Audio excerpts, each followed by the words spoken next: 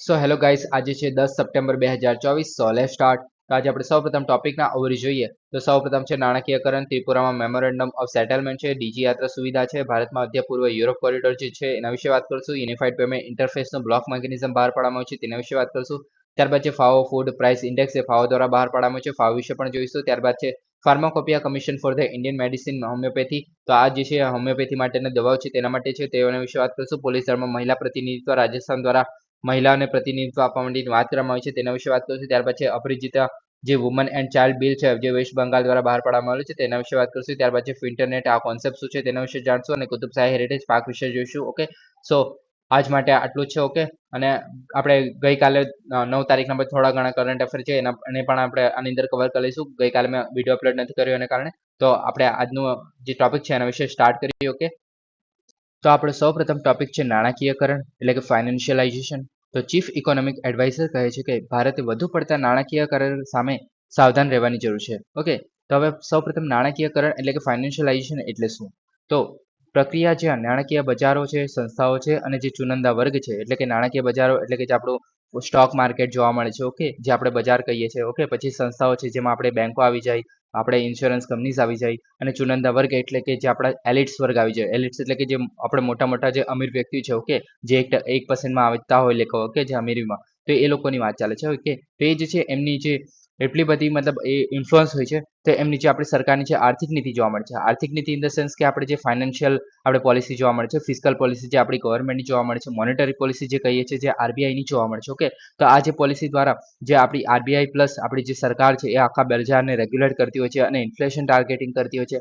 Inflation target એટલે કે ભાવ વધારો ઘટાડા પર આપણે જે 4+or-2 જે આપણે કહીએ છીએ. ઓકે, ઇન્ફ્લેશન ટાર્ગેટિંગ જે આપણે 4 થી 6 ની વચ્ચે રાખવાનો પ્લાન હોય છે. ઓકે, આરબીઆઈની મોનેટરી પોલિસી ફિસ્કલ પોલિસી દ્વારા. ઓકે, તો એને આધારે જે આપણું આખું બજાર તંત્ર જે ચાલતું હોય છે. ઓકે, આપણે ભાવ વધારાને પણ ધ્યાનમાં કન્સિડર કરીને. ઓકે, તો એને જે છે એ પરિણામો પર વધુ પ્રભાવ મળ્યો છે. એટલે કે જે આપણી સરકારની નીતિ છે અને જે આરબીઆઈની નીતિ છે, મોનેટરી પોલિસી છે, તો એ બંનેની અસર એટલી ના હોય જેટલી કે જે નાણાકીય બજારો છે. ઓકે, અને જે સંસ્થાઓ છે, બેંકો છે એટલે કે સ્ટોક માર્કેટ છે, પછી બેંકો છે અને જે આપણા ચુનંદા વર્ગ જોવા મળે છે, અમીર વર્ગ જોવા મળે છે, એમનું ઇન્ફ્લુઅન્સ એટલું બધું વધારે હોય છે જે આપણું આપણું અર્થતંત્ર છે એના પર. તો એને આપણે નાણાકીયકરણ કહીશું. ઓકે, હવે નાણાકીય જે મધ્યસ્થી અને ટેકનોલોજીઓ દૈનિક જીવન પર અભૂતપૂર્વ પ્રભાવ મળે છે. એટલે કે આપણે જે નાણાકીય મધ્યસ્થીઓ એટલે કે જે આપણે યુપીઆઈ યુઝ કરે છે, યુએલઆઈ અત્યારે પણ આવ્યું છે નવું, જે આપણે લોન આપવામાં હેલ્પ કરશે, અને જે નવી નવી ટેકનોલોજી આવી રહી છે. ઓકે, તો એ જે છે આપણા લોકો પર અભૂતપૂર્વ પ્રભાવ મળે છે. એટલે કે આપણે નોર્મલી જે લોકો પહેલા બેંકમાં પૈસા રાખતા હતા એની જગ્યાએ હવે સ્ટોક માર્કેટમાં ઇન્વેસ્ટ કરી રહ્યા છે. ઓકે,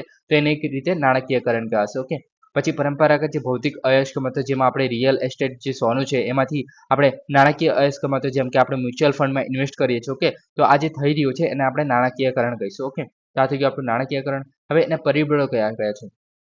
તો કે વધતો મધ્યમ વર્ગ. ઓકે, બધાને ખબર છે કે મધ્યમ વર્ગ અને આ વસ્તી આપણી વધારી રહી છે. ઓકે, તો એક ઉચ્ચ નિકાલજોગ આવક એટલે કે ડિસ્પોઝેબલ ઇન્કમ. ઓકે, એટલે કે જે આપણે ટેક્સ ને બધું કાપી લઈએ ત્યારબાદ જે પૈસા વધે છે તો એ વધતો જાય છે. ઓકે, તો એને કારણે જે છે ફાઇનાન્શિયલાઇઝેશન વધી રહ્યું છે. ઓકે, પછી ફુગાવાની વાત કરીએ તો પરિવાર જે ફિક્સ ડિપોઝિટ કરતાં વધુ વળતરની માંગ કરે છે. એટલે કે જે આપણે ફિક્સ ડિપોઝિટમાં મૂકતા હતા આપણે પહેલા જૂના લોકો. ઓકે, આપણે એક રીતે કન્ઝ્યુમરસ સોસાયટી નથી, આપણી સેવિંગ ઇકોનોમી છે. ઓકે, એટલે કે સેવિંગ આપણા લોકો જે છે સેવ કરવાનું વધારે પસંદ કરે છે, ખર્ચ કરવાનું. ઓકે, ખર્ચ કરવાની જગ્યાએ જેવું યુએસએમાં જોવા મળે છે એની જગ્યાએ. ઓકે, તો એ જે છે એને કારણે આપણે જે ફિક્સ ડિપોઝિટ કેમ કે એમાં જે અમુક ટકા સુધી જ આવતા હોય છે, પણ ફિક્સ ડિપોઝિટમાં પણ એવું થવા માંડ્યું છે કે જ્યારે આપણા પૈસા આપણે ધારો કે 1 વર્ષ માટે ફિક્સ ડિપોઝિટમાં મૂક્યા છે. ઓકે, તો 1 વર્ષ પછી જે આપણા પૈસા છે એ મોંઘવારીના સમકક્ષ જ હશે. એટલે કે તમે મૂક્યા હોય કે નહીં મૂક્યા હોય તમારે એનો કોઈ ફરક નહીં મળે, કેમ કે આપણું જે તમારા જે ધારો કે વ્યાજ મળતું હતું 10%. ઓકે, તો એની સામે જે આપણું જે ઇન્ફ્લેશન જે આપણે ભાવ વધારો જે કહીએ છીએ એ પણ 10% જેટલો થયો હશે. એટલે કે તમારે જે 10 રૂપિયાની જે વેલ્યુ હતી અત્યારે 2023માં, કે તે જ વસ્તુ જે છે 2024માં હશે. ઓકે, તો એને કારણે એનું જે મૂલ્ય છે એમાં કોઈ વધારો નથી થતો. એને કારણે લોકો શું કરે છે, ફિક્સ ડિપોઝિટમાં મૂકવાનું પસંદ જ નથી કરતા. ઓકે, એની જગ્યાએ આપણે જે ફિક્સ ડિપોઝિટની જગ્યાએ આપણે જે શેર માર્કેટ છે એવા બધામાં ઇન્વેસ્ટ કરવાનું વધારે પસંદ કરી રહ્યા છે. ઓકે, હવે સરકારી પ્રોત્સાહનની વાત કરીએ તો નાણાકીય સાધનો પર પ્રોત્સાહન આપવામાં આવે છે. ઓકે, પછી ડિજિટલાઇઝેશન અને નાણાકીય સમાવેશમાં વધારો એટલે કે નાણાકીય બજારો અને સેવાઓની સરળ એક્સેસ છે. આપણે જોયું કે ટેકનોલોજી ને બધું અત્યારે ઇઝીલી અવેલેબલ છે. લોન મેળવી પણ આપણે ઓનલાઈન અત્યારે વેબસાઇટ દ્વારા પણ મેળવી શકીએ છીએ. ઓકે, તેને કારણે જે છે આ બધું નાણાકીયકરણ જોવા મળે છે. ઓકે, અતિશય નાણાકીયની ચિંતા. હવે નાણાકીયકરણથી આપણને પ્રોબ્લેમ શું છે? કે એક રીતે તો ફાઇનાન્શિયલ ઇન્ક્લુઝન થઈ રહ્યું છે, જે મધ્યમ વર્ગ છે એમાં પણ વધારે પૈસા આવી રહ્યા છે, તો એક રીતે સારું કહેવાય ને. તો એની જગ્યાએ શું થઈ રહ્યું છે કે વધારે જે અસમાનતા, ઓકે, તે ઇક્વિટી માલિકી દ્વારા નાણાકીય આવકના ટોચ 1% સુધી પહોંચે છે. એટલે કે જે આપણે નાણાકીયકરણ તો થઈ રહ્યો છે, ઓકે, હવે તમે સ્ટોક માર્કેટમાં ઇન્વેસ્ટ તો કરી રહ્યા છો, પણ એની સામે જે વળતર મળવું જોઈએ, ઓકે, કેમ કે બધાને ફાયદો નથી થતો સ્ટોક માર્કેટમાં, ઓકે, કે અનેકોને નુકસાન થાય છે. અને જે એવું કહેવામાં આવે છે કે કોઈના પૈસા મતલબ આમાં કોઈ પૈસા જનરેટ નથી થતું, એક લોકો પાસેથી બીજા લોકો પાસે ખાલી પૈસા આવી રહ્યા છે, ઓકે. તો એને કારણે જે 1% સુધી જે વધારે મતલબ ઉપરના જે ટોચના 1% લોકો છે એની પાસે વધારે પૈસા આવી રહ્યા છે, ઓકે. વિકૃત અર્થતંત્ર, તો કે માલ અને સેવાઓના વેપારને બદલે નાણાકીય રોકાણથી વધુને વધુ નફો થઈ રહ્યો છે. તમે જોતા હશો કે અત્યારે જે લોકો છે એ પૈસા કમાવા માટે મોસ્ટલી સ્ટોક માર્કેટ તરફ વધારે વળી રહ્યા છે. હવે જે માણસ જે પહેલા બેસીને એક ધંધો કરી શકતો હતો એની જગ્યાએ હવે જે ડાયરેક્ટ શેર માર્કેટમાં ઇન્વેસ્ટ કરીને પૈસા કમાવી રહ્યો છે. તો એને કારણે જે નાણાકીય રોકાણ છે એ વધી રહ્યો છે અને વધુને નફો પણ મેળવી રહ્યો છે, ઓકે. હવે શેર બજારની હિલચાલ મુખ્યત્વે રોજગાર અથવા તો જીવન ધોરણને બદલે છે અને આર્થિક કામગીરી જે નક્કી કરે છે, ઓકે. હવે તમે મતલબ બધા જ જો શેર માર્કેટમાં ઇન્વેસ્ટ કરવા માંડશે, ઓકે. હવે શેર માર્કેટ પણ કેવી રીતના કામ કરે છે, તો કે જે કંપનીઝ છે એ પોતાના શેર બહાર પાડશે, ઓકે. હવે શેર બહાર પાડશે, એમાં જ લોકો જે છે ઇન્વેસ્ટ કરશે, જેથી એ જે કંપની છે એ ફરી એ જે છે પોતાની કંપનીમાં ઇન્વેસ્ટ કરશે, ઓકે. હવે તમે માની લો કે બધા જ જે લોકો છે એ શેર માર્કેટમાં ઇન્વેસ્ટ કરવા માંડ્યા છે, ઓકે, અને કોઈને કામ નથી કરવું એવું માની લો, કે એક આપણે હાઇપોથેટિકલ સિનારીઓ લઈએ છીએ, ઓકે, એક્ઝામ્પલ લઈએ છીએ. હવે બધાને ખાલી શેર માર્કેટમાં જ ઇન્વેસ્ટ કરવું છે અને કોઈએ કામ નથી કરવું, તો શું થશે? તો કે બધા શેર માર્કેટમાં પૈસા તો આવી રહ્યા છે કંપની પાસે, ઓકે, પણ હવે કંપની કામ કોની પાસે કરાવશે? જો કોઈ લોકો કામ જ નથી કરાવવા માંગતા, તો ઓકે. તો હવે જે કામ નથી કરવા માંગતા, તો એને કારણે શું થશે કે જે કંપનીની જે શેરની વેલ્યુ હશે, ઓકે, તો શેરની વેલ્યુ કરતા એની વેલ્યુ જે છે એ વધારે આંકવામાં આવશે, ઓકે. એની 10 રૂપિયાની કેમ કે આપણે શું કહેવાય કે જે આપણે કોમ્પિટિશન જે કહીએ, ઓકે, કોમ્પિટિશન તો રહેવાની છે. એને કારણે શું થશે કે જે શેર માર્કેટમાં જે શેરના માર્કેટ છે, ઓકે, શેર જે ભાવ છે, ઓકે, તો એ વધતા રહેશે અને એની સામે જે શેરનું એકચ્યુઅલ વેલ્યુ છે, ઓકે, હવે 10 રૂપિયાની વેલ્યુ જે છે એ 10 રૂપિયા જેટલી જ હોય છે, ઓકે. પણ હવે 10 રૂપિયાની વેલ્યુ જે છે એ 100 રૂપિયા જેટલી થઈ ગઈ, તો એક રીતે આપણે નુકસાન થઈ ગયું, ઓકે. તો એને કારણે શું થઈ ગયું નુકસાન? એટલે ઇન ધ સેન્સ કે આપણે પહેલા જે વસ્તુ એ 10 રૂપિયાની લેતા હતા એ વસ્તુ હવે 100 રૂપિયાની લઈશું, ઓકે. તો એને કારણે ભાવ વધારો થઈ ગયો. તો આ જે ફાલતુનો ભાવ વધારો થઈ રહ્યો છે એ પ્રમાણે એક રીતે નુકસાન છે, ઓકે. તો એને કારણે જે આપણે રોજગાર છે એના પણ ઇફેક્ટ થશે અને જે આપણું જીવન ધોરણ છે એને પણ બદલશે, કેમ કે આપણે એની સામે આપણે માલ અને સેવાઓ તો જનરેટ નથી કરી રહ્યા, ખાલી નાણાકીય રોકાણમાં જ આપણે કરી રહ્યા છીએ, ઓકે, ખાલી રોકાણ કરી રહ્યા છે. એને કારણે જે આપણે સેવાઓ અને જે આપણે ઉત્પાદન થવું જોઈએ એમાં કોઈ ઉત્પાદન નહીં થાય. એને કારણે અર્થતંત્રમાં કોઈ આપણે ઉત્પાદન નહીં હોય. હવે ઉત્પાદન નહીં હોય તો ડિમાન્ડ નહીં, ડિમાન્ડ તો હશે જ ઓલરેડી, ઓકે, પણ ઉત્પાદન નથી. એની સામે રિસોર્સિસની કમી છે, સપ્લાય ઓછું છે. તો ડિમાન્ડ અને સપ્લાયનું તમને રિલેશન ખબર છે કે જ્યારે આપણે સપ્લાય વધારે હોય ત્યારે આપણે પૈસા વધારે મતલબ જે ભાવ હશે તે ઓછા હશે અને જ્યારે સપ્લાય ઓછી હોય તો ભાવ વધારો થઈ જાય છે, ઓકે. તો આ બધાને ખબર છે. તો આવું જે આપણું અર્થતંત્ર છે એ વિકૃત થઈ શકે છે, ઓકે. આ સમજી ગયા? હવે ઘરગથ્થુ દેવું વધી રહ્યું છે, ઓકે. તમે વાસ્તવિક વેતનની સ્થિરતા, લોન પર નિર્ભરતા વધારે છે, ઓકે. જેમ કે આપણે યુએસએમાં અર્થતંત્રની વાત કરીએ તો ત્યાં લોકો જે છે મોસ્ટલી કામ નથી કરતા હોતા, મોસ્ટલી ઇન ધ સેન્સ કામ તો કરતા હોય છે, ઓકે, પણ ત્યાં મોસ્ટલી એવા મતલબ એલિટ સોસાયટી જોવા મળે છે. Elite society in the sense કે અમીર વર્ગ જ વધારે જોવા મળે છે. કેમ કે ત્યાં જે હવે તમે સમજી શકો છો કે જે યુએસએ જેવી કંપની છે, યુએસએની જેટલી પણ એપલ જેવી કંપની માની લો, ઓકે, તો એ જે છે પોતાના જે દેશમાં મેન્યુફેક્ચરિંગ નથી કરી રહ્યો, પણ એ પોતાની કંપની ક્યાં જઈને સ્થાપી રહ્યો છે? તો કે ચાઇનામાં, ઓકે. ચાઇનામાં જઈને સ્થાપી રહ્યો છે, કેમ કે ત્યાં મજૂરો ઇઝીલી મળી જાય છે, ઓકે, ઇઝીલી અને ઓછા પૈસામાં મળી જાય છે અને ત્યાં જે આપણે રૂલ્સ અને રેગ્યુલેશન્સ છે એ પણ ઓછા જોવા મળે છે, ઓકે. તો એને કારણે ઇઝીલી એસ્ટાબ્લિશ કરી શકે છે. હવે ચાઇનામાંથી મેન્યુફેક્ચરિંગ તો થઈ રહ્યું છે, પણ એના જે પૈસા છે તો યુએસએમાં આવી રહ્યા છે ને. તો આ રીતે જે છે યુએસએ પર જે છે એ લોકો લોન પર વધારે નિર્ભર રહે છે, નહીં કે આપણે જે માલ અને સેવાના ઉત્પાદનમાં, ઓકે. તો આ રીતે આપણા ઇન્ડિયામાં પણ થઈ રહ્યું છે, ઓકે. હવે પ્રતિકૂળ નીતિની અસરો જોઈએ તો નીતિઓ સ્વીકારી ધિરાણ, એટલે કે હવે લોકો વધારે ઇન્વેસ્ટ કરવું છે, ઓકે. તો એને કારણે શું થશે કે જે આપણે પહેલા જે થતું હતું કે જે આપણા ગામનો કોઈ ગરીબ વ્યક્તિ હોય, ઓકે, અને કોઈ અમીર શેઠ હોય, ઓકે, તો એની પાસેથી પૈસા લેશે અને પછી હેરાનગતિ કરશે, ઓકે, જો પૈસા આપણે ટાઈમ પર નહીં ચૂકવીએ તો સેમ વસ્તુ અત્યારે પણ જોવા મળશે કે લોકો લોન તો લેશે. હવે આપણે અનરેગ્યુલેટેડ જે ઓથોરિટીઝ હશે તેની પાસે પણ લોન લઈ શકે. કોઈ અમીર વ્યક્તિ પાસેથી લોન લીધી પછી એની સામે મતલબ જો ચૂકવી ના શક્યો, કેમ કે શેર બજારનું કંઈ ઠેકાણું હોતું નથી, તો એને કારણે ઉચ્ચ જોખમો લેવા અને જે કામદારોના રક્ષણના ધોવાણ તરફ લઈ જાય છે, ઓકે. તો તમે સમજી શકો છો શું થઈ રહ્યું છે, ઓકે. હવે વિકાસશીલ દેશો પર અસરની વાત કરીએ, એટલે કે ભારતની જ વાત કરીએ, વિકાસશીલ દેશો આપણે પણ, ઓકે. નાણાકીય કટોકટી, કેમ કે નાણાકીય જે બજારોની નવીનતાઓ અને આર્થિક વૃદ્ધિ પાછળ છોડી દેવાની કટોકટી થઈ શકે છે, જેમ કે 1997માં 1998માં જે એશિયન કટોકટી જોવા મળેલી, એટલે કે આપણે જેટલું આપણે શેરનું મૂલ્ય છે એની જગ્યાએ એ શેરનું મૂલ્ય વધારે આંકી રહ્યા છે, એને કારણે મેં તમને આખી સાયકલ સમજાવેલી કે શું થઈ શકે છે. તો એ જ વસ્તુ જે આર્થિક વૃદ્ધિને પાછળ લઈ જાય છે, કેમ કે કોઈ માલ અને ઉત્પાદન કરશે નહીં એને કારણે. ઓકે, અને નાણાકીય બજારની નવીનતાઓ જોવા મળી રહી છે. ઓકે, પછી વ્યવસ્થિત ઉત્ક્રાંતિની જરૂરિયાત, એટલે કે આવા કટોકટીને ટાળવા માટે ભારતે નાણાકીય બજારની વ્યવસ્થિત અને ક્રમિક વિકાસની જરૂર છે. ઓકે, ક્રમિક વિકાસ જરૂરી છે, કેમ કે આપણે અત્યારે તકલીફ જ એ થઈ રહી છે કે આપણે 3 સેક્ટર જોવા મળે છે. ઓકે, એક મેન્યુફેક્ચરિંગ જોવા મળે છે, ઓકે, સર્વિસ સેક્ટર જોવા મળે છે અને પ્રાઇમરી સેક્ટર જોવા મળે છે. ઓકે, તો હવે પ્રાઇમરી સેક્ટર આપણે જે ખેડૂતને મતલબ જે આપણે ખેતીવાળો જે વિભાગ કહે છે, ઓકે, જેમાં ડેરી ઉદ્યોગને બધા આવી જાય, પ્રાઇમરી સેક્ટરમાં બધાને ખબર છે. ઓકે, તો એમાં તો આપણે વિકાસ કરી લીધો અને એની જગ્યાએ ડાયરેક્ટ આપણે મેન્યુફેક્ચરિંગ કરવાની જગ્યાએ આપણે ડાયરેક્ટ સર્વિસ સેક્ટર પર કૂદી ગયા. ઓકે, તો આ જે મેન્યુફેક્ચરિંગ વાળો જે હિસ્સો છે એ કોઈ દિવસ કન્સિડર કરવામાં નથી આવ્યો. ઓકે, અત્યારે કરવામાં આવી રહ્યો છે, કેમ કે આપણે માલ અને ઉત્પાદન કરી રહ્યા છે. ઓકે, માલનું ઉત્પાદન કરી રહ્યા છે, તો એને કારણે મતલબ આ વસ્તુ જરૂરી છે. હવે લોકો ડાયરેક્ટ પ્રાઇમરી સેક્ટરથી ડાયરેક્ટ ટર્સરી સેક્ટર એટલે કે સર્વિસ સેક્ટર પર જતા રહે તો એને કારણે તકલીફ થઈ શકે છે. ઓકે, જે રીતે અત્યારે નાણાકીયકરણ થઈ રહ્યું છે, તો એને આપણે સોલ્યુશન માટે આપણે મેન્યુફેક્ચરિંગ પર વધારે ધ્યાન આપવું જોઈએ. અને અત્યારે જેટલું પણ આપણે સરકાર કામ કરી રહી છે, મોસ્ટલી મેન્યુફેક્ચરિંગ અને જે કેપિટલ ઇન્વેસ્ટમેન્ટ છે એ પણ વધારી રહે છે. આપણે ઇઝ ઓફ ડુઈંગ બિઝનેસ જોઈ લો, તો એ બધા જે આપણે ઇનિશિયેટિવ જોવા મળે છે સરકાર દ્વારા. ઓકે, તો આવી રીતે આપણે જે નાણાકીયકરણને આપણે હેન્ડલ કરી શકીએ છીએ. ઓકે, તો આ થઈ ગયો આપણો પહેલો ટોપિક. ઓકે, નાણાકીયકરણ. હવે નેક્સ્ટ ટોપિક છે ત્રિપુરામાં મેમોરેન્ડમ ઓફ સેટલમેન્ટ. તો કેન્દ્ર ત્રિપુરા એટલે કે ત્રિપુરા સરકાર છે, અહીંયા વિદ્રોહ જૂથો સાથે કરાર પર હસ્તાક્ષર કર્યા છે. ઓકે, હવે આપણે સૌપ્રથમ ત્રિપુરા જોઈએ તો તમે અહીંયા જોઈ શકો છો ત્રિપુરા. ઓકે, આજુબાજુ જોઈએ તો બાંગ્લાદેશ છે. બાંગ્લાદેશ આપણે ઇન્ટરનેશનલ બાઉન્ડ્રી ટચ કરે છે, ત્રિપુરા છે. મિઝોરમ પણ ટચ કરે છે બાંગ્લાદેશને, મેઘાલય પણ ટચ કરે છે, વેસ્ટ બંગાળ પણ ટચ કરે છે અને આસામ પણ ટચ કરે છે. તો આટલા જે છે એ બાંગ્લાદેશ જોડે આપણે બાઉન્ડ્રી બનાવે છે. પ્લસ વેસ્ટ બંગાળ જે છે આપણું નેપાળને પણ ટચ કરે છે. તો આટલું વસ્તુ યાદ રાખવી. ઓકે, અને આ જે છે સાથે મળીને 7 સિસ્ટર્સ કહીએ છીએ આપણે. ઓકે, હવે આગળ વાત કરીએ તો ત્રિપુરામાં મેમોરેન્ડમ ઓફ સેટલમેન્ટ. હવે મેમોરેન્ડમ કરવાની જરૂર શું પડી તે પણ લોકો જોડે કે national liberation front of Tripura, પછી ઓલ ત્રિપુરા ટાઈગર ફોર્સ, તો આ બધું કેમ જોવા મળે છે. ઓકે, આ મતલબ પોતાની અલગ મિલિટરી જેવી ફોર્સ કેવી રીતના રાખી શકે છે આ લોકો. ઓકે, તો એના માટે પણ રીઝન્સ છે.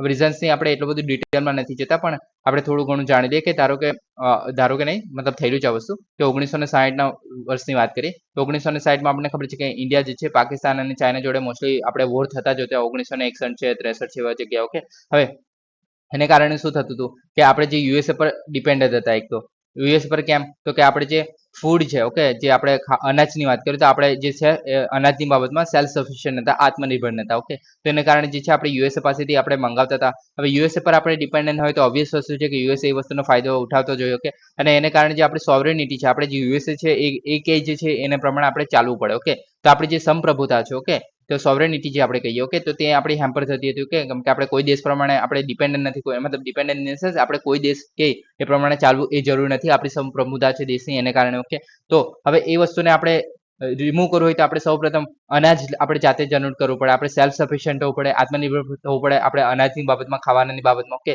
તો એને કારણે હવે એ ટાઈમના ગવર્મેન્ટે શું કર્યું કે આપણે જે હવે તમારે જો જલ્દી આપણે જો જનરેટ કરવું હોય તો આપણે જમીન પણ સારી હોવી જોઈએ, પછી ફળદ્રુપ જમીન હોવી જોઈએ, પ્લસ એની સાથે પાણીની વ્યવસ્થા હોવી જોઈએ. તો આ 3 વસ્તુ કઈ જગ્યા હતી તો મોસ્ટલી આપણે પંજાબ છે, હરિયાણા છે, ઉત્તર પ્રદેશ છે, આવી જગ્યાએ જ આ વસ્તુ અવેલેબલ હતી. ઓકે, તે ટાઈમે. ઓકે, 1960ની વાત કરીએ છીએ તો આ જગ્યાએ આપણે ગ્રીન રિવોલ્યુશન લાવેલા. ગ્રીન રિવોલ્યુશન એટલે આપણે જે હરિત ક્રાંતિ કહીએ છીએ. ઓકે, તો તે જે છે આ મોસ્ટલી આવા રાજ્યોમાં આપણે ચાલુ કરેલી. ઓકે, તો એને કારણે જે છે આપણે ફટાફટ જે છે આપણે આત્મનિર્ભર થઈ ગયા અનાજની બાબતમાં. ઓકે, એને કારણે જે આપણે યુએસએ પર જે ડિપેન્ડન્ટ રહેવું પડતું હતું, ઓકે, તો એ નહીં રહેવું પડે. ઓકે, હવે પણ આપણે તે વસ્તુ મતલબ તે ટાઈમે આપણે સમજની માંગ પ્રમાણે તો એ વસ્તુ કરી લીધી, પણ આપણે જે નોર્થ ઈસ્ટ જે રિજન છે, મતલબ બાકીના બધા જે રિજન છે આપણે, ઓકે, તે બધાને આપણે પાછળ છોડી દીધા. એને કારણે શું થાય કે જે આપણે ડેવલપમેન્ટની વાત કરીએ તો આ લોકો તો સેલ્ફ સફિશિયન્ટ થઈ ગયા, કેમ કે અહીંયા જો એક રીતે અનાજ થવાનું છે તે વેચાણ થશે, ખેડૂતો પણ સદ્ધર થશે એની સાથે સાથે. ઓકે, પણ આપણે જે બીજા આપણે જે રાજ્યો છે જેમ કે આપણે આસામ થઈ ગયા, મેઘાલય થયા, તો એ બધી જગ્યાએ આપણે ડેવલપમેન્ટ કરવાનું રહી ગયું. ઓકે, તો એને કારણે જે છે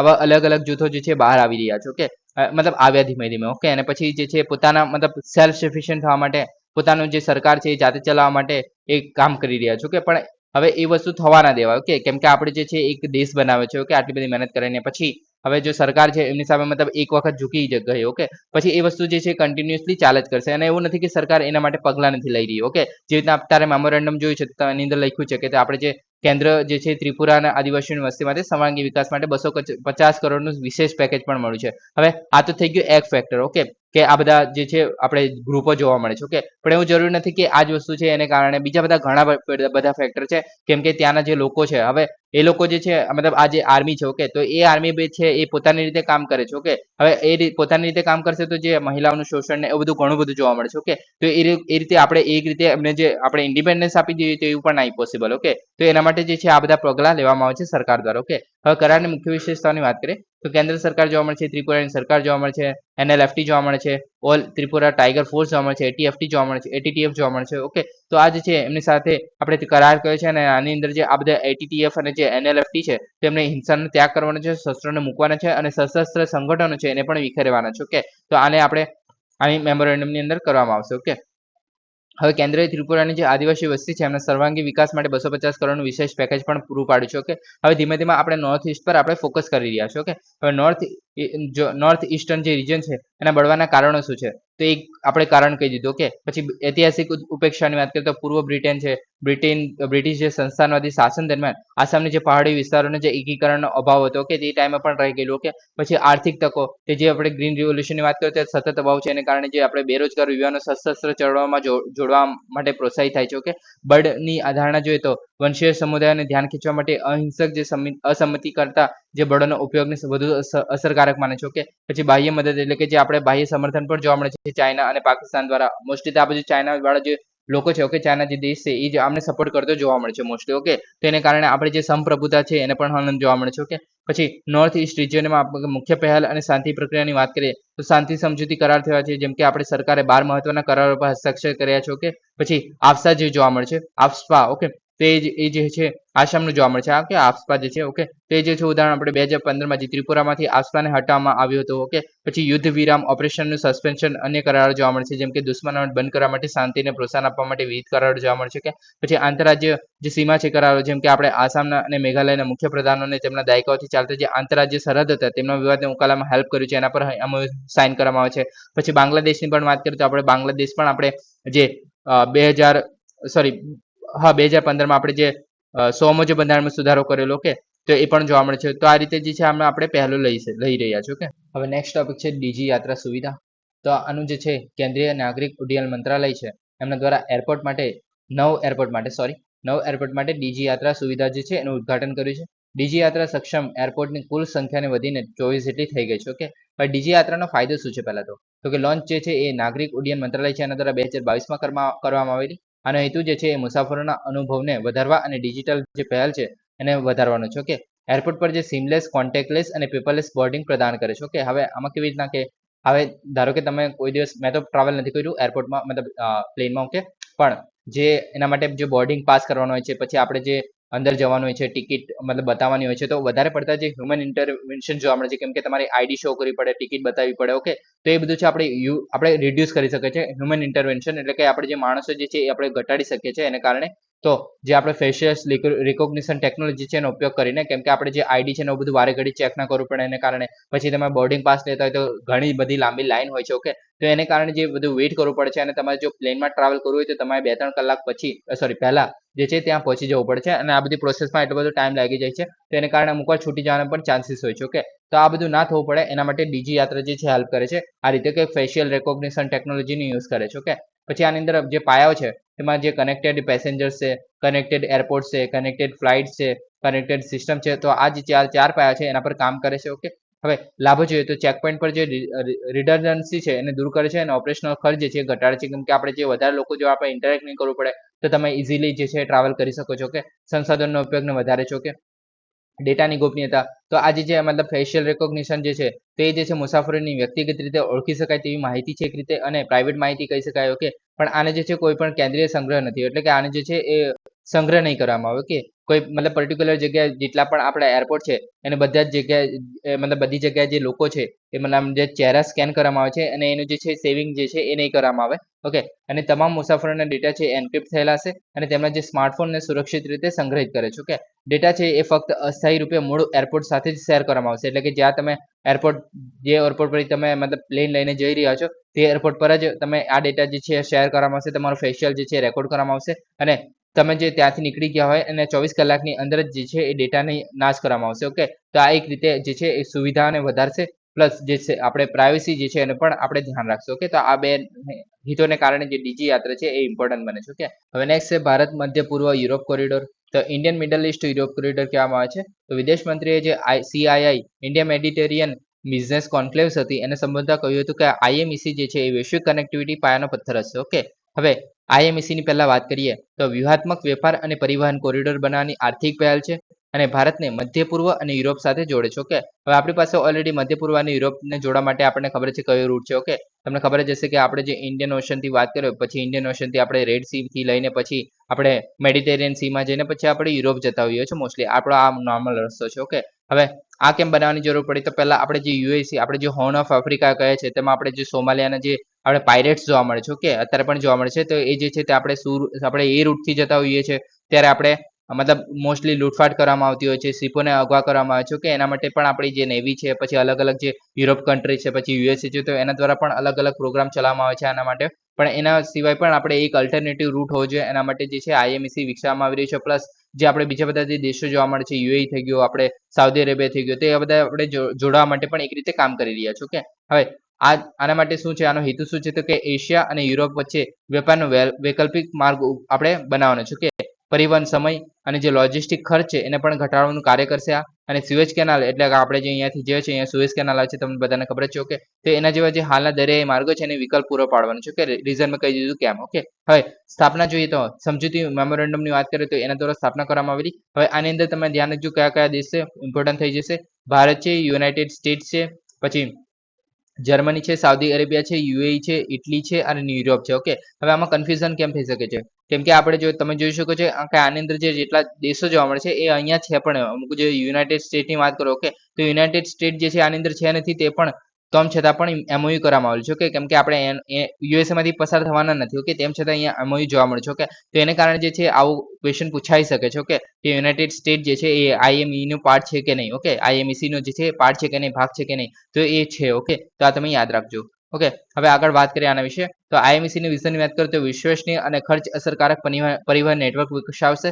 રેલવે અને શિપ ટુ રેલ જે છે એ પરિવહનનો સમાવેશ થાય છે. આની અંદર વચ્ચે માલ અને સેવાની જે હિલચાલ છે એને સુવિધા આપે છે. ઓકે, હવે કયા કયા દેશમાંથી જે કે આપણે ભારત છે, પછી સંયુક્ત આરબ એમિરેટ્સ જે કહે છે, ઓકે, UAE, પછી સાઉદી અરેબિયા છે, જોર્ડન છે, ઇઝરાયલ છે અને યુરોપિયન યુનિયન છે, તો આ જગ્યાથી પસાર થશે. ઓકે, હવે આપણે શિપિંગની વાત કરીએ. ઓકે, તો શિપિંગ જે છે આપણે મુંબઈથી નીકળશે અને પછી આપણે જે સાઉદી અરેબિયા છે, ઓકે, સોરી UAE જે છે તો ત્યાં આપણે શિપ સુધી જશે. પછી UAE થી જે સાઉદી અરેબિયાનો જે છે એ ટ્રેનમાં લઈ જવામાં આવે છે અને આગળ આગળ પણ જે ટ્રેનમાં લઈ જવામાં આવે છે આપણે હાફિયા સુધી. ઓકે, હાફિયાનું બંદર છે. ઓકે, ત્યાં સુધી ઇઝરાયલનું, તો ત્યાં સુધી લઈ જવામાં આવશે અને પછી ફરીથી શિપિંગમાં આપણે મેડિટેરિયન સી જે છે ત્યાંથી આપણે ગ્રીસ સુધી છે આ લઈ જવામાં આવશે. ઓકે, તો આ રીતે જે છે આપણે Indian middle east Europe corridor છે એ કામ કરે છે. ઓકે, હવે આપણે આની અંદર ઘણા બધા જે પોર્ટના નામ છે પણ યાદ રાખવા જરૂરી છે એમ તો, પણ આની અંદર ઇન્ક્લુડ નથી કર્યા. ઓકે, આપણે જો બીજી વખત જો ન્યૂઝમાં હશે ત્યારે આપણે પ્રોપરલી ડિસ્કસ કરશું આને. ઓકે, હવે નેક્સ્ટ ટોપિક છે unified payment interface UPI block mechanism. તો તાજેતરમાં Securities and Exchange Board of India સેબીએ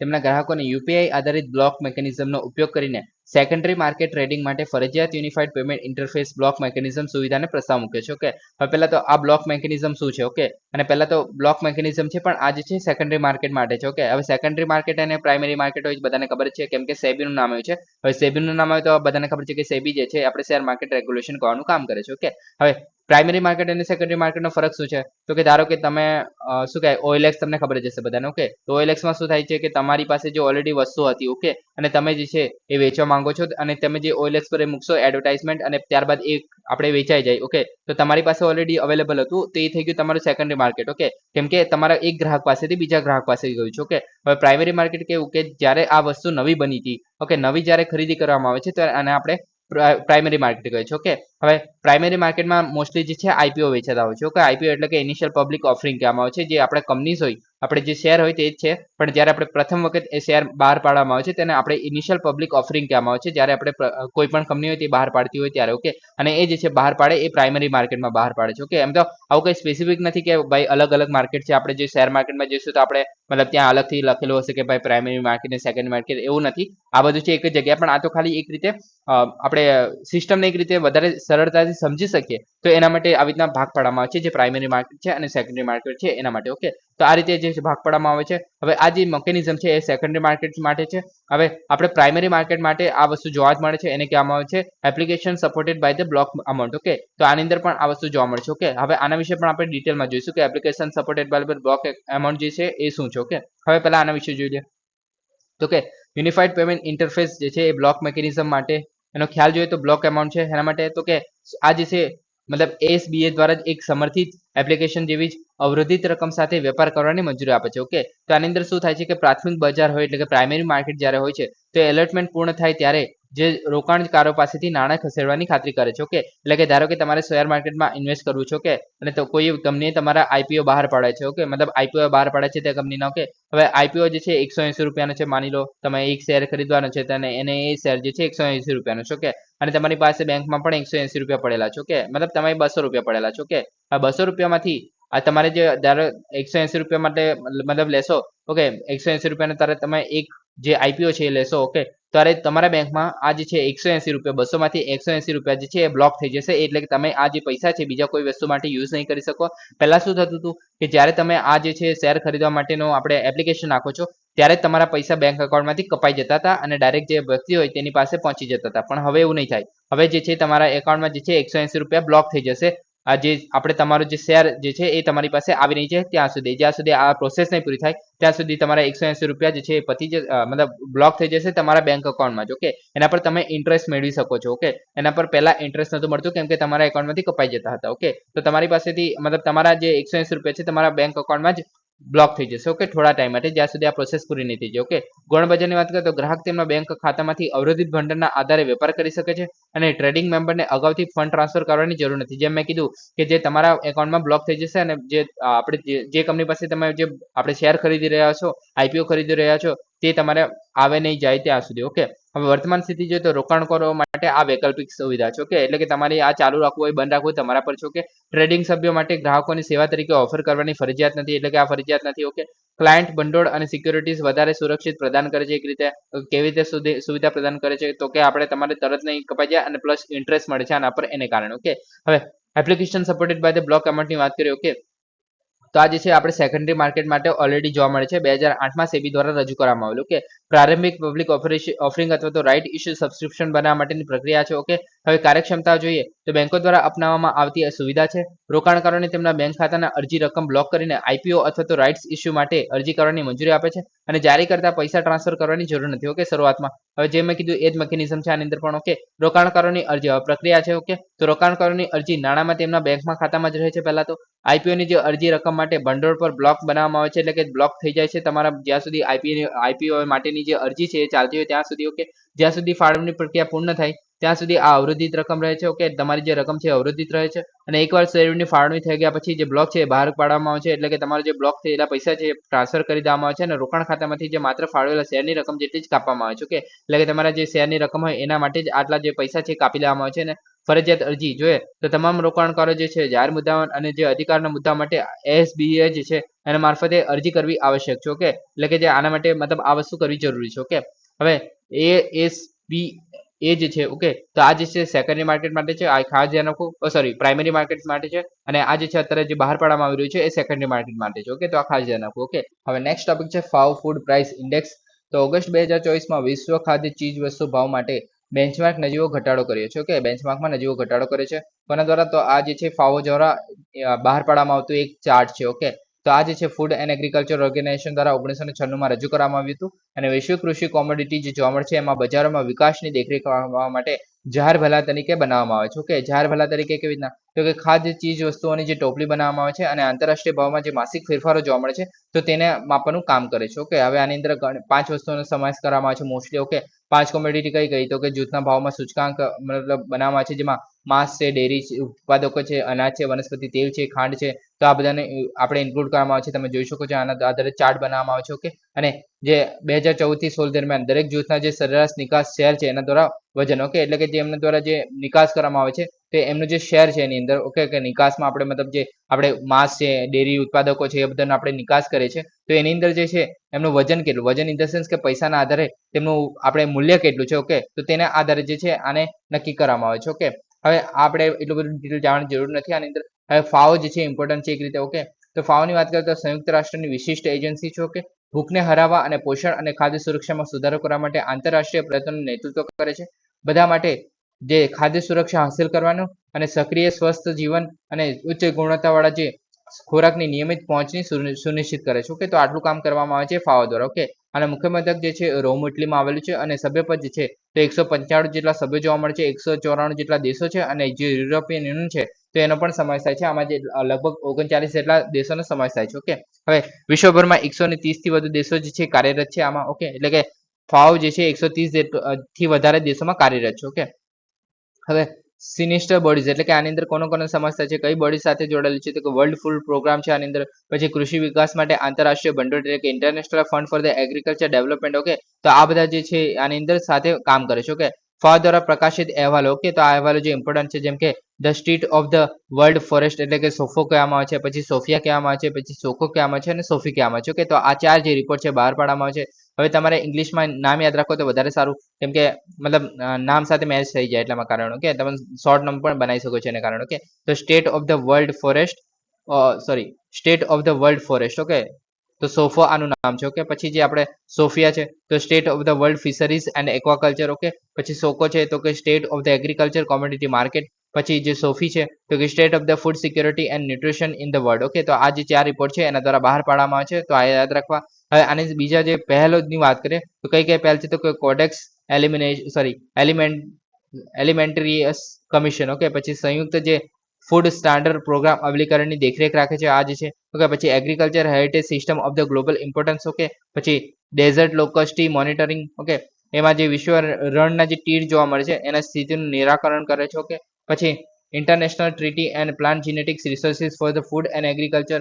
તો જે 2001માં જે ફાઓની કોન્ફરન્સની 30મા સત્ર દ્વારા અપનાવવામાં આવેલું આ જે છે. ઓકે, આની અંદર જે ઇન્ટરનેશનલ ટ્રીટી કરવામાં આવી છે એના માટે તે પ્લાન્ટનું જે જીનેટિક અને રિસોર્સિસ ફોર ધ ફૂડ એટલે કે આપણે જે જીનેટિક્સ માટેના જે રિસોર્સિસ છે તો એ જે આપણે ફૂડ અને એગ્રીકલ્ચરમાં આપણે કેવી રીતે સમાવેશ કરી શકીએ છીએ તેના માટે, અને agriculture heritage system of the global importance. Okay, તો આપણે જે હેરિટેજ સિસ્ટમ છે, આપણે જે જૂની પરંપરાગત જે ખેતી છે એના આપણે કેવી રીતે આપણે વધારે પાક જનરેટ કરવા માટે ઉપયોગ કરી શકીએ છીએ તો તેના માટે જોવા મળે છે. ઓકે, તો આ જે છે ફાઓની પહેલ છે. ઓકે, હવે નેક્સ્ટ ટોપિક છે ભારતીય દવા અને હોમિયોપેથી માટે ફાર્માકોપિયા કમિશન એટલે કે pharmacopoeia commission for the Indian medicine homoeopathy. Okay, તો જે પેલા આ જે છે PACIMH ને બ્યુરો ઓફ ઇન્ડિયન સ્ટાન્ડર્ડ એટલે કે BIS દ્વારા ઇન્ટિગ્રેટેડ મેનેજમેન્ટ સિસ્ટમ પ્રમાણપત્ર મેળવ્યું છે. ઓકે, તો આ પ્રમાણપત્ર આપવામાં આવ્યું છે જે PCIMH છે એને અને બ્યુરો ઓફ ઇન્ડિયન સ્ટાન્ડર્ડ છે એના દ્વારા. ઓકે, તો આ જે છે ઇમ્પોર્ટન્ટ છે, યાદ રાખવું. ઓકે, હવે પહેલા તો 3 બોડીમાં તમને કન્ફ્યુઝન થઈ શકે છે. એક તો PCIMH છે. ઓકે, પછી આની અંદર જ છે આપણે IPC. ઓકે, જે ભારતીય ફાર્માકોપિયા કમિશન અને જે આપણે BIS. Okay, bureau of Indian standard. Okay, તો આ ત્રણમાં કન્ફ્યુઝન ના થાય એના માટે પહેલાથી કહી દઉં. ઓકે, તો જે PCIMH જે છે તો આયુર્વેદિક આપણે યુનાની છે પછી એવું બધું જોવા મળે છે. ઓકે, તો એ જે છે એની માટે આપણે સ્ટાન્ડર્ડાઇઝેશનનું કામ કરે છે. ઓકે, જે યુનાની સીધા જે આપણે કહીએ છીએ આયુર્વેદિક માટેનું જે કહીએ છીએ આયુર્વેદિક જે દવાઓ છે તો એના માટેનું કામ કરે છે, એને કારણે જ આ આયુષ મંત્રાલય હેઠળ કામ કરે છે. ઓકે, આટલું સમજી ગયા. પછી જે આપણે IPC ની વાત કરીએ. ઓકે, તો ભારતીય જે ફાર્માકોપિયા કમિશનની વાત કરીએ તો એ જે છે સ્વાસ્થ્ય અને પરિવાર કલ્યાણ મંત્રાલય હેઠળ આવે છે, અને આ જે છે એક દવાઓના ધોરણો નક્કી કરવા માટે. દવાના ધોરણો કયા, તો નવી જે દવાઓ જોવા મળે છે મોડર્ન દવાઓ. ઓકે, તો તેના માટેનું કામ કરે છે. ઓકે, અને જે ત્રીજું થઈ ગયું આ BIS. ઓકે, BIS શું છે, તો bureau of Indian standard. Okay, તો આપણને બધાને ખબર છે કે જે સ્ટાન્ડર્ડ્સ જે છે એ નક્કી કરવાનું કામ કરે છે. Okay, standard in the sense કે આપણે જે BIS માર્ક જોવા મળે છે. ઓકે, સોરી આપણે જે ISI માર્ક જોવા મળે છે. ઓકે, તો સોના પર પણ જોવા મળે છે. ઓકે, તો આવા બધા જે માર્ક્સ આપવાનું કામ કરે છે તો તેનું કામ કરે છે. ઓકે, પછી B આપણે 2 દિવસ પહેલા જ વાત કરી તો B જે છે બ્યુરો ઓફ એનર્જી એફિશિયન્સી એવું કંઈ છે. ઓકે, આનું ફૂલ ફોર્મ B નું, તો એ જે છે આપણે જે સ્ટાર રેટિંગ આપવાનું કામ કરે છે. ઓકે, તો એવું જે છે અલગ અલગ સ્ટાન્ડર્ડ આપવાનું કામ કરે છે અલગ અલગ ઓથોરિટી દ્વારા. ઓકે, હવે પહેલા તો આપણે PCIMH ની વાત કરીએ. હવે આ જે ડિફરન્સ જાણવાની તમને કોઈ જરૂર નથી એટલી બધી. ઓકે, પણ આ તો કદાચ ખ્યાલ હોવો જોઈએ થોડું ઘણું. ઓકે, કાર્યોની વાત કરીએ તો ભારતીય દવા અને હોમિયોપેથી. ઓકે, હોમિયોપેથીની વાત છે એના માટે ધોરણો સ્થાપિત કરે છે અને જાળવે છે. ઓકે, પછી સેન્ટ્રલ ડ્રગ જે ટેસ્ટિંગ કમ એપેલેટ લેબોરેટરી તરીકે કામ કરે છે. ઓકે, હવે આના જગ્યાએ આપણે DCGI પણ જોવા મળે છે. Okay, drug controller general of India. Okay, તો એ જે છે આપણે ડ્રગ્સ જે છે અત્યારે મતલબ જે કંપનીમાં જે ઉત્પાદિત કરવામાં આવે છે કોઈ મોડર્ન દવા. ઓકે, એના માટેનું અને જે ડિવાઇસ આવે છે. ઓકે, તો એના માટેનું એક કામ કરે છે સ્ટાન્ડર્ડ્સ આપણે સેટ કરવાનું, ધોરણો સ્થાપનનું કામ કરે છે પણ. ઓકે, હવે IMH જેની વાત કરીએ તો ગુણવત્તા નિયંત્રણમાં રોકાયેલા જે ડ્રગ્સ રેગ્યુલેટરી ઓથોરિટી છે એની ક્ષમતા નિર્માણની તાલીમ પૂરી પાડે છે. ઓકે, પછી જે IMH જે છે એ અધિકૃત સંદર્ભમાં કાચી સામગ્રી જે જોવા મળે છે એની રિપોઝિટરી જાળવી રાખે છે. ઓકે, જે કાચી સામગ્રી જોવા મળે છે એને પણ જાળવી રાખવાનું કામ કરે છે. ઓકે,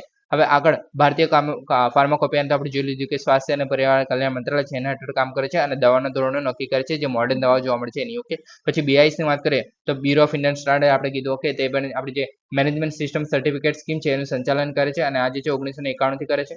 અને BIS છે ભારતની રાષ્ટ્રીય માનક સંસ્થા છે. માનક સંસ્થા એટલે કે માનક આપવાનું કામ કરે છે, અલગ અલગ જે સ્ટાન્ડર્ડ જોવા મળે છે તો એનું કામ કરે છે. પછી આંતરરાષ્ટ્રીય માનકીયકરણ મંચોમાં પણ દેશનું પ્રતિનિધિત્વ કરવાનું કામ કરે છે. ઓકે, હવે ઇન્ટિગ્રેટેડ મેનેજમેન્ટ સિસ્ટમની વાત કરીએ તો આ જે છે આપણે BIS દ્વારા આપવામાં આવે છે પહેલા તો. Okay, bureau of Indian standard છે એના દ્વારા આ સર્ટિફિકેટ આપણે આપવામાં આવે છે. ઇન્ટિગ્રેટેડ મેનેજમેન્ટ સિસ્ટમ, હવે નામમાં જ ખબર પડે છે કે ઇન્ટિગ્રેટ કરવાનું છે. ઓકે, શું તો કે જે ઇન્ટિગ્રેટેડ મેનેજમેન્ટ સિસ્ટમમાં સર્ટિફિકેટમાં જે બહુવિધ મેનેજમેન્ટ સિસ્ટમ છે, ધોરણો છે એને એક જ સુસંગત માળખામાં જોડે છે. ઓકે, ઇન્ટિગ્રેટ કરે છે. ઓકે, સુસંગત માળખામાં જોડવાનું કામ કરે છે. ઓકે, તો આ સંસ્થાઓ છે તેમની પ્રક્રિયાઓને સુવ્યવસ્થિત કરવામાં, વિવિધ વ્યવસ્થાપન જે પ્રણાલી છે એમને એકીકૃત કરીને કાર્યક્ષમતામાં સુધારો કરવાની મંજૂરી આપે છે. ઓકે, તો આ રીતે આ કામ કરે છે.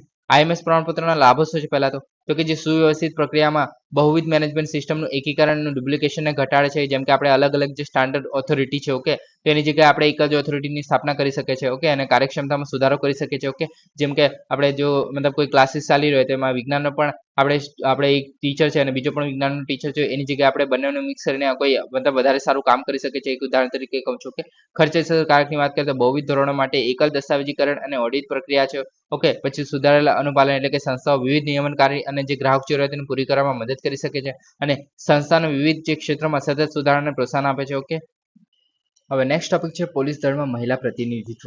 તો રાજસ્થાન કેબિનેટે પોલીસ ફોર્સમાં મહિલાઓ માટે 33% અનામતને મંજૂરી આપી છે. ઓકે, હવે આની વાત કરીએ તો પોલીસ દળમાં અત્યાર સુધી જેટલા રાજ્યોમાં ક્વોટા જોવા મળે છે અલગ, તે કયા રાજ્યો છે? બિહાર, ગુજરાત, ઓડિશા અને મહારાષ્ટ્ર. આ જ એવા રાજ્યો છે જેમાં મહિલા માટે સ્પેસિફિક ક્વોટા જોવા મળે છે. જેવી રીતના અત્યારે રાજસ્થાને જાહેર કર્યું કે 33% જેટલી અનામત હશે. ઓકે, તો આ રીતે જ આટલા રાજ્યોમાં સ્પેસિફિકલી જોવા મળે છે. ઓકે, હવે બીજા બધા રાજ્યોમાં મહિલા પોલીસ તો જોવા મળે છે. ઓકે, જેમ કે આપણે બીજા બધા રાજ્યોની વાત કરીએ 2022ના તો એકંદરે 12% જોવા મળે છે, મતલબ એવરેજની વાત ચાલે છે. સૌથી વધુ જોઈએ તો ચંદીગઢમાં 22% મહિલાઓ જોવા મળે છે પોલીસ ફોર્સમાં અને સૌથી ઓછું જે છે એ જમ્મુ કાશ્મીરમાં જોવા મળે છે 3.3% જેટલા. ઓકે, અને બાકીના બધા રાજ્યોમાં 12%ની આસપાસ જોવા મળે છે, એવરેજની વાત ચાલે છે. ઓકે, હવે પોલીસ દળમાં વધુ મહિલાઓની જરૂર શું કામ છે પહેલા તો કે કાનૂની આદેશ જેવી રીતના આપણે પોસ્કોની વાત કરીએ, પોક્સકો તો protection of the child rights for the sexual offence. Okay, તો એ જે એક્ટ છે એના મોટા જે ફોજદારી કાયદા માટે સ્ત્રી અધિકારીઓને દ્વારા જાતીય હુમલામાં જે કેસોની રેકોર્ડ છે અને તપાસ કરવાની જરૂર છે. કેમ કે આમને જો મતલબ મહિલાઓ જો આની અંદર સંકળાયેલી હોય તો વધારે ઇઝીલી કામ કરી શકે. ઓકે, મહિલાઓની જે ધરપકડ અને તલાશીમાં મહિલા અધિકારીઓ દ્વારા હાથ ધરવી જોઈએ. એટલે કે જે મહિલાઓ જે હોય છે, મહિલા જે અપરાધી હોય છે તેમને પણ મહિલાઓની ધરપકડ જે છે એ મહિલા અધિકારી હોય તે એક રીતે વધારે સારી રીતે આપણે હેન્ડલ કરી શકે છે. ઓકે, મહિલાઓની જે હાજરી છે મહિલા પીડિતોમાં વિશ્વાસ કરે છે અને ગુનાની જાણ કરવાને પ્રોત્સાહન આપે છે. જેવી રીતના આપણે જો મહિલા આપણે કોન્સ્ટેબલ અથવા તો PSI હોય, ઓકે, તો મતલબ જે આપણે શું કહેવાય કે આપણે જે વિક્ટિમ હશે, ઓકે,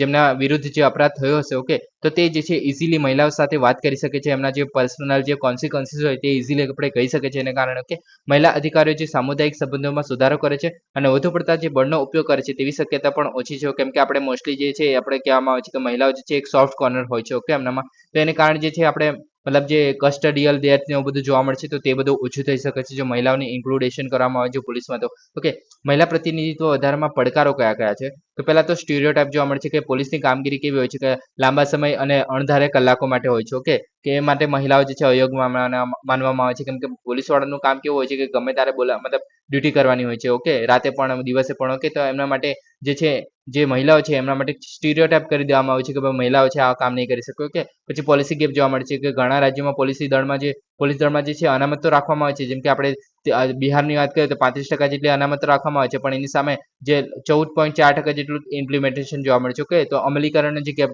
જોવા મળે છે, પોલિસી જે ગેપ જોવા મળે છે. ઓકે, પછી પોલિસી જે છે બંધારણમાં વાત કરીએ તો પોલિસી છે બંધારણમાં 7મી અનુસૂચિ હેઠળ રાજ્યનો વિષય છે. એને કારણે જે આપણે મતલબ આમાં કોઈ આપણે કેન્દ્ર સરકાર જે છે ઇન્ટરવેન્શન નથી કરી શકતી. ઓકે, પછી આગળ મહિલા પ્રતિનિધિત્વમાં વધારવાની પહેલ જોઈએ. પહેલની વાત કરીએ તો ગૃહ મંત્રાલય દ્વારા સલાહ આપવામાં આવી છે કે રાજ્ય અથવા તો કેન્દ્રશાસિત પ્રદેશોમાં જિલ્લામાં ઓછામાં ઓછું એક પોલીસ સ્ટેશન એવું હોવું જોઈએ જે મહિલા પોલીસ સ્ટેશન હોય. ઓકે, પછી રાજ્ય અને કેન્દ્રશાસિત પ્રદેશોમાં મહિલા પોલીસ જે છે પ્રતિનિધિત્વની કુલ સંખ્યા વધારીને 33% જેટલી વધારવાની આપવામાં આવી છે. ઓકે, સલાહ આપવામાં આવી છે જે અત્યારે 12% જોવા મળતી હતી. ઓકે, સહાયક પગલાની વાત કરીએ તો મહિલા કર્મચારીઓ માટે જે CAPF દ્વારા જે પૂરી પાડવામાં આવતી ક્રેચ અને ડે કેર કેન્દ્રો છે જે આપણે બાળકોને એ બધી માટેની વ્યવસ્થા છે જે નાના બાળકો છે એના માટે. ઓકે, પછી મહિલા ઉમેદવારોને સીએપીએફ પરીક્ષામાં અરજી ફીમાંથી મુક્તિ આપવામાં આવે છે. તો આ બધા જે સહાયક પગલાઓ પણ જોવા મળે છે. ઓકે, હવે નેક્સ્ટ આપણે અપરાજિતા વુમન એન્ડ ચાઇલ્ડ બિલ 2024. તો આજે આપણે પશ્ચિમ બંગાળમાં જે કિસ્સો જોવા મળેલો એને કારણે આજે જે પશ્ચિમ બંગાળ દ્વારા બહાર પાડવામાં આવે છે, આ બિલ જે છે આપણે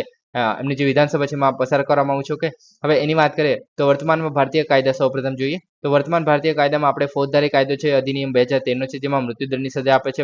બળાત્કારના કેસો હોય તો પુનરાવર્તિત જો અપરાધીઓને લાગુ પડે છે આ વસ્તુ. પછી ફોજદારી કાયદા જોવા મળે છે 2018ના, જેમાં 12 વર્ષથી જો ઓછી વયની જો છોકરી હોય એમના પર જો બળાત્કાર હોય તો એમના મૃત્યુદંડની સજા આપવામાં આવે છે. પછી ભારતીય ન્યાય સંહિતા જોવા મળે છે 2023ની, જેના જૂની દંડની જોગવાઈઓ જાળવી રાખે છે અને 18 વર્ષથી જો ઓછી વયની જો મહિલા હોય એના પર સામૂહિક બળાત્કાર માટે પણ મૃત્યુદંડ આપે છે. ઓકે, જે મતલબ આપણા જેટલા પણ આપણે જોવા મળે છે ઓકે અધિકારો આપણે જે કાયદાઓ ઓકે તેની અંદર મૃત્યુદંડની સજા આપવામાં આવે છે. ઓકે, અપરાજિતા બિલની જે મુખ્ય જોગવાઈની વાત કરીએ તો આ બિલમાં એવું છે કે ભારતીય ન્યાય સંહિતા 2023 અને ભારતીય ન્યાય સુરક્ષા સંહિતા 2023 જે છે અને જાતીય અપરાધો સામે જે બાળકોનું રક્ષણ અધિનિયમ જે પોસ્કો એક્ટ જે છે એમાં સુધારો કરે છે અને જે સુધારેલી બીએનએસ જોગવાઈ છે એ જે છે એમાં મહત્તમ સજા માટે મૃત્યુ સાથે ઉમેરે છે. ઓકે, પછી મૃત્યુદંડને ફરજિયાત કરે છે. 18 વર્ષથી વધુ ઉંમરની જે વ્યક્તિ વધુ ઉંમરની જે મહિલા પર જો સામૂહિક બળાત્કાર માટે મૃત્યુદંડની સજા આપે છે. પછી પુનરાવર્તિત જો અપરાધી હોય તેમને આજીવન કેદથી મતલબ જીવનની માટે સખત કરવાની જગ્યાએ આજીવન કેદ કરે છે. ઓકે, બળાત્કાર પીડિતાઓની ઓળખની જાહેર કરવા અને જે કોર્ટની કાર્યવાહી છે એના સંબંધિત જે માહિતી પ્રકાશિત કરવા પર જેલની શરતોમાં વધારો કરે છે. જેવી રીતના અત્યારે આપણે જોવા મળેલો કે પશ્ચિમ બંગાળમાં જે ડિટેલ્સ હતી બાળકીની ઓકે જે આપણે જે સ્ટુડન્ટ હતી તેમની બધી ડિટેલ્સ જે છે આપણે લીક થઈ ગઈ હતી. ઓકે, એસિડ હુમલા માટે હળવી જોગવાઈ સજાઓ જે છે એમને દૂર કરીને જીવન માટે સખત કેદની સજા કરે છે. ઓકે, આજીવન કેદ જેવી. ઓકે, હવે પોસ્કો કાયદાની જોગવાઈની સુધારેલા છે જેમ કે જાતીય હુમલા અને મૃત્યુદંડની જોગવાઈ કરે છે. ઓકે, પછી બીએનએસએસ આપણે ભારતીય ન્યાય સંરક્ષણ સંહિતા જો જોઈએ તો તપાસના સમયને 2 મહિનાથી ઘટાડીને 21 દિવસ કરે છે અને 15 દિવસ સુધી વધારી શકાય છે એ સમય. ઓકે, ટ્રાયલ પૂર્ણ થવાનો સમય જે છે એ 2 મહિનાથી ઘટાડીને 30 દિવસની અંદર ટ્રાયલ પૂર્ણ થઈ જવો જોઈએ એવું કહેવામાં આવે છે. ટાસ્ક ફોર્સની રચના કરે છે અને વિશેષ અદાલતની રચના કરે છે જેમાં મહિલા વિરુદ્ધ જો ગુનાઓ હોય તેમના વિશેષ પોલીસ ટીમો બનાવવી, દરેક જિલ્લામાં અપરાજિતા જે ટાસ્ક ફોર્સની રચના કરવી અને બળાત્કાર જે કેસો હોય તેમને જે આપણે ઝડપી તપાસ અને ટ્રાયલ માટે દરેક જિલ્લામાં વિશેષ અદાલતની પણ રજૂઆત કરવી. ઓકે, અને વિશેષ સરકારી વકીલોની નિમણૂક કરવી. તો આટલું બધું જે છે અપરાજિતા જે જોવા મળે છે બિલ તો તેની અંદર સમાવેશ કરવામાં આવે છે. ઓકે, અન્ય સમાન રાજ્યના કાયદાની વાત કરીએ તો આંધ્રપ્રદેશમાં જેમ કે દિશા બિલ જોવા મળે છે, મહારાષ્ટ્રમાં શક્તિ બિલ જોવા મળે છે જેમાં બળાત્કાર માટે મૃત્યુદંડની સજા છે અને તપાસ અને ટ્રાયલ માટે ટૂંકી સમયરેખાની રજૂઆત કરી છે અને રાષ્ટ્રપતિની ફરજિયાત સંમતિની રાહ જુએ છે. ઓકે, હવે મધ્યપ્રદેશ આ પણ જે છે આપણે રાષ્ટ્રપતિની ફરજિયાત જે સંમતિથી એની રાહ જોઈ છે અત્યારે. ઓકે, મધ્યપ્રદેશની 2017 અને અરુણાચલ પ્રદેશની 2018ની વાત કરીએ તો 12 વર્ષ સુધીની જે મહિલા પર બળાત્કાર અથવા તો સામૂહિક બળાત્કાર માટે મૃત્યુદંડની સજા આપે છે. ઓકે, હવે મહિલા ઉપર જે જાતીય હુમલાને રોકવા માટે રાજ્ય કાયદો દાખલ કરવામાં મુશ્કેલીઓ કેમ પડે છે. ઓકે, તો પહેલા તો આપણે જે અપરાજિતા બિલ જે છે એ પહેલા પશ્ચિમ બંગાળની જે રાજ્યપાલે રજૂ કરવામાં આવશે. ઓકે, કેમ કે વિધાનસભામાંથી રાજ્યપાલને જશે અને રાજ્યપાલ જે છે પછી એને રાષ્ટ્રપતિ માટે રિઝર્વ કરશે. કેમ તો કે આપણી જે 7મી અનુસૂચિ જોઈએ છે. ઓકે, જેમાં 7મી અનુસૂચિમાં પ્રમાણે જે વિષયોની યાદી આપે છે. ઓકે, જેમાં આપણને સમવર્તી યાદી જોવા મળે છે, કોન્કરન્ટ લિસ્ટ જોવા મળે છે, કોન્કરન્ટ સમવર્તી યાદી, પછી આપણે સેન્ટ્રલ લિસ્ટ જોવા મળે છે અને રાજ્યની આપણે સૂચિ જોવા મળે છે. ઓકે, કેન્દ્ર સરકારની સૂચિ જોવા મળે છે. તો આ જે સમવર્તી સૂચિમાં જોવા મળે છે જે આ વિષય છે તે ઓકે જે આપણે કેન્દ્ર અને રાજ્યના બંને કાયદા પસાર કરી શકે છે. ઓકે, આના પર એને કારણે જે છે આ રાજ્યપાલ જે છે રાષ્ટ્રપતિને મોકલશે અને રાષ્ટ્રપતિ નક્કી કરશે કે આ બિલ અમલમાં લાવવું કે નહીં. ઓકે, અને ફોજદારી કાયદા અને જે ફોજદારી કાર્યવાહી છે એની સમવર્તી સૂચિ 1 અને 2 માં એન્ટ્રી છે. ઓકે, અને આ જે એન્ટ્રી છે એ સમવર્તી યાદીમાં છે. ઓકે, એને કારણે જે છે સમવર્તી સૂચિમાં છે. ઓકે, એને કારણે જે છે આપણે રાષ્ટ્રપતિની મંજૂરી લેવી મહત્વની બને છે. ઓકે, કેમ કે આ જે છે ઓલરેડી આના પર કાયદા ઓલરેડી બનેલા છે તમે જોઈ લીધા કે જેમ કે આપણે પોસ્કો એક્ટ હતો, પછી ભારતીય ન્યાય સંહિતા છે, ભારતીય ન્યાય સુરક્ષા સંહિતા છે. તો આ બધી જે જોવા મળે છે એને કારણે જે છે રાષ્ટ્રપતિની મંજૂરી જરૂર છે આ બિલ માટે. ઓકે, હવે જે આપણા રાજ્યપાલ દ્વારા રાષ્ટ્રપતિ માટે જે મોકલવામાં આવે છે. ઓકે, તો એ જે છે આર્ટિકલ 200 માં આવશે. ઓકે, જે બિલ રિઝર્વ કરવામાં આવે છે રાષ્ટ્રપતિ માટે અને રાષ્ટ્રપતિ જે છે આ બિલને આપણે વીટો કરી શકે છે. જેમ કે આપણે સસ્પેન્સિવ વીટો કહે છે, સંપૂર્ણ વીટો જે કહે છે, પછી એબ્સોલ્યુટ વીટો એટલે કે આત્યંતિક વીટો કહે છે અને પોકેટ વીટો જે કહીએ છીએ. ઓકે, તો ત્રણ વીટોમાંથી આપણે જે સંપૂર્ણ વીટો છે એનો ઉપયોગ કરીને રાષ્ટ્રપતિ જો કેન્દ્ર સરકારનો જે કાયદા બનાવવામાં આવે છે અને જો રાજ્ય સરકાર દ્વારા પણ સેમ જ કાયદો બનાવવામાં આવે. ઓકે, તો આ બંને કાયદા વચ્ચે જો કેન્દ્ર સરકારનો જે છે આપણે પ્રિવેલ કરે છે. ઓકે, આનું વધારે મહત્વ હોય છે જો સંપૂર્ણ મતલબ સેમ જ વિષય પર જો બનાવવામાં આવે. આમાં જે ફોજદારી કાયદો જોવા મળે છે. ઓકે, તો ફોજદારી કાયદા માટે મતલબ આપણે રેપ માટે ઓલરેડી કાયદા બનાવ્યા જ છે, કેમ કે આપણે જે BNS એટલે કે ભારતીય ન્યાય સંહિતા છે, પછી ભારતીય ન્યાય સંરક્ષણ સંહિતા છે, પોસ્કો એક્ટ છે, તો આના જેવો જે કાયદો કહી શકાય છે, અપરિજિતા છે, દિશા છે, શક્તિ છે, આવા બધા કાયદા છે. ઓકે, જે અત્યારે વિધાનસભા દ્વારા પસાર કરવામાં આવી રહ્યા છે, તે જે છે સંગત હોય તો એને કારણે વિરોધી બનાવે છે, અને કારણે જે રાષ્ટ્રપતિ છે એને સંમતિ વિના હોય તો મતલબ રાષ્ટ્રપતિ જે છે એને રિમૂવ કરી શકે છે સસ્પેન્સિવ વીટોનો યુઝ કરીને, સંપૂર્ણ વીટોનો યુઝ કરીને આપણે એને રિમૂવ કરી શકીએ છીએ. ઓકે, હવે કેન્દ્રીય કાયદા રાજ્યના સુધારામાં જેમાં સંવર્તી સૂચિમાં એવા વિષયો સાથે કામ કરે છે જે મૂળ કાયદાની વિરુદ્ધ હોઈ શકે છે અથવા તો અમલમાં આવવા માટે રાષ્ટ્રપતિની સંમતિ જરૂરી છે, જે આર્ટિકલ 254 ની હેઠળ આવે છે. ઓકે, જે આપણે 3 વિષયો જોઈએ તે. ઓકે, હવે કાનૂની પ્રવૃત્તિ પૂર્વવર્તી જોઈએ તો મીઠું વર્ષી જે પંજાબ રાજ્ય કેસ હતો 1993 એમાં સુપ્રીમ કોર્ટે કીધેલું કે જે પહેલા તો બળાત્કાર માટે મૃત્યુદંડની સજા આપવી જોઈએ. કે પછી કાયદા સમક્ષ જે સમાનતા જે મૂળભૂત અધિકારનું ઉલ્લંઘન કરે છે, જે આર્ટિકલ 14 છે, અને જીવનનો અધિકાર જે આર્ટિકલ 21 છે, મતલબ બળાત્કાર જે છે આ બંને આપણે શું કહેવાય અધિકારો છે, આપણે જે ફંડામેન્ટલ રાઇટ કહે છે કે મૂળભૂત અધિકારો છે તેનું ઉલ્લંઘન કરે છે, અને કારણે આજે છે અન્યાયી અને ગેરવાજબી પ્રક્રિયામાં પરિણામ છે જે વ્યક્તિને તેની જીવનથી વંચિત કરી શકે છે. ઓકે, એને કારણે જે સુપ્રીમ કોર્ટ છે એના મૃત્યુદંડ આપી શકે છે. હવે નેક્સ્ટ ટોપિક છે ફિન્ટરનેટ, ઇન્ટરકનેક્ટેડ ફાઇનાન્સ ઇકોસિસ્ટમ. તો તાજેતરમાં UIDAI એટલે કે unique identification authority of India છે, જે આપણો આધાર કાર્ડ બહાર પાડે છે. તો એનો જે ભૂતપૂર્વ અધ્યક્ષ છે મુંબઈમાં ગ્લોબલ ફિનટેક ફેસ્ટમાં ફિન્ટરનેટના વિચારનું વર્ણન કરેલું. ઓકે, હવે તમને વસ્તુ શું છે તેના વિશે ખબર હોવી જોઈએ કે ફિન્ટરનેટ શું છે. તો કે બહુવિધ નાણાકીય ઇકોસિસ્ટમ એકબીજા સાથે જોડાયેલી છે અને ઇન્ટરનેટ જેવી છે. એટલે કે ઇન્ટરનેટમાં કેવી રીતના કે આપણે જે ફેસબુક છે, ઇન્સ્ટાગ્રામ છે, તો બધું એકબીજા સાથે જોડાયેલું છે. ઓકે, તો એવી જ રીતે નાણાકીય જે ઇકોસિસ્ટમ છે જેમાં આપણે UPI જોવા મળે છે, શેર બોન્ડ જોવા મળે છે. ઓકે, પછી જે ટોકન મતલબ બિટકોઇન જોવા મળે છે, તો એવું બધું છે આપણે એક જ જગ્યાએ જોડાયેલું હોય તેના માટે એક સિસ્ટમ બનાવવાની વાત છે. ઓકે, તેને આપણે ફિન્ટરનેટ કહીશું. ઓકે, આ વિવિધ નાણાકીય સેવાઓ અને સિસ્ટમો વચ્ચેના જે અવરોધો છે એને ઘટાડે છે, જટિલ ક્લિયરિંગ અને જે મેસેજિંગ ચેન્જ છે અને નાણાકીય સિસ્ટમના અન્ય ઘર્ષણને ઘટાડે છે. ઓકે, કાર્યકારી જોઈએ તો એકીકૃત ખાતાવાહી પર બિલ્ડ છે, એટલે કે એક જ આપણે ખાતું બનાવવાની જરૂર પડે. એક જ પ્રોગ્રામેબલ પ્લેટફોર્મ પર બહુવિધ નાણાકીય બજારો જેમ કે ટોકનાઇઝ એસેટ્સ છે, શેર્સ છે, બોન્ડ્સ છે, રિયલ એસ્ટેટ્સના જે આપણે બોન્ડ્સ જોવા મળે છે. ઓકે, તો એ બધું છે આપણે એક જ જગ્યાએ એકીકૃત કરી શકીએ છીએ.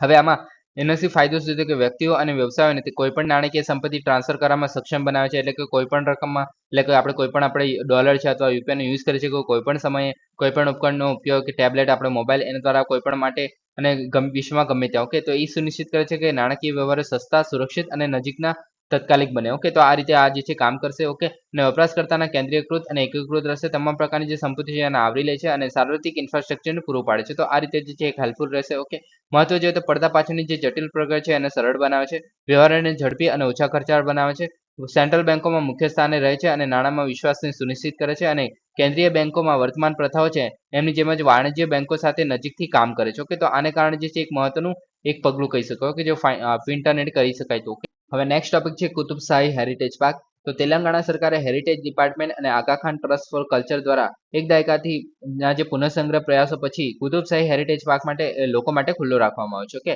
હવે કુતુબશાહી કબર સંકુલ વિશે વાત કરીએ તો કુતુબશાહી વંશ જે 1518 થી 1687 AD દ્વારા બંધવામાં આવ્યું હતું. ઓકે, અને ઇબ્રાહિમ બાગ હૈદરાબાદમાં સ્થિત છે. આ 30 કબરો, મસ્જિદો અને સબ ઘર જે છે એના સ્થાનનો સમાવેશ થાય છે. એની અંદર 500 વર્ષ જૂના ભવ્ય સમાધિઓ, અંતિમ સંસ્કારની મસ્જિદો અને માળખાનું પ્રતિનિધિત્વ કરે છે. સ્થાપત્ય શૈલીમાં પર્શિયન, પઠાણ અને હિન્દુ પ્રભાવોને જોડે છે, અને તેમાં સ્કૂટો સુશોભિત અને ગ્રે ગ્રેનાઇટ નો ઉપયોગ કરવામાં આવે છે. કે અન્ય જે છે કારણ કે સમગ્ર રાજવંશ એક જ જગ્યાએ દફનાવવામાં આવેલું છે અને જટિલ પથ્થર કામો સાથે સુંદર લેન્ડસ્કેપ બગીચાનું સેટ કરે છે. ઓકે, હવે કુતુબશાહી વંશની વિશે વાત કરીએ તો દક્ષિણ પૂર્વ જે ડેક્કનમાં ગોલકોન્ડા જે સામ્રાજ્યના મુસ્લિમ શાસકો હતા તેની સ્થાપત્ય બાહ્યની જે પૂર્વીય પ્રદેશી તુર્કી ગવર્નર કુલી કુતુબ શાહ હતા એના દ્વારા કરવામાં આવેલું, અને 1518માં સ્વતંત્રતાની ઘોષણા કરવામાં આવી હતી, જેમાં ગોલકોન્ડા રાજધાની હતી. ઓકે, પાછળથી મુહમ્મદ કુલી કુતુબ શાહે નવી રાજધાની તરીકે હૈદરાબાદની સ્થાપિત કરી હતી, અને રાજ્ય જે ઉત્તરમાં જે ગોદાવરી નદી અને પૂર્વમાં બંગાળની ખાડી સુધી વિસ્તરેલું હતું. ઓકે, તો આ થઈ ગયું આપણો Qutubshahi heritage park. Okay, so guys આજ માટે આટલું જ. Please subscribe, like and share. Thank you for listening. જય હિન્દ, વંદે માતરમ. અને બાકીનું કોઈ ફીડબેક હોય તો મને ચોક્કસ આપજો, અને બાકીના જે ટોપિક છે જે ઇમ્પોર્ટન્ટ છે ઓકે તે હું કવર કરી લઈશ. Okay, don't worry about it.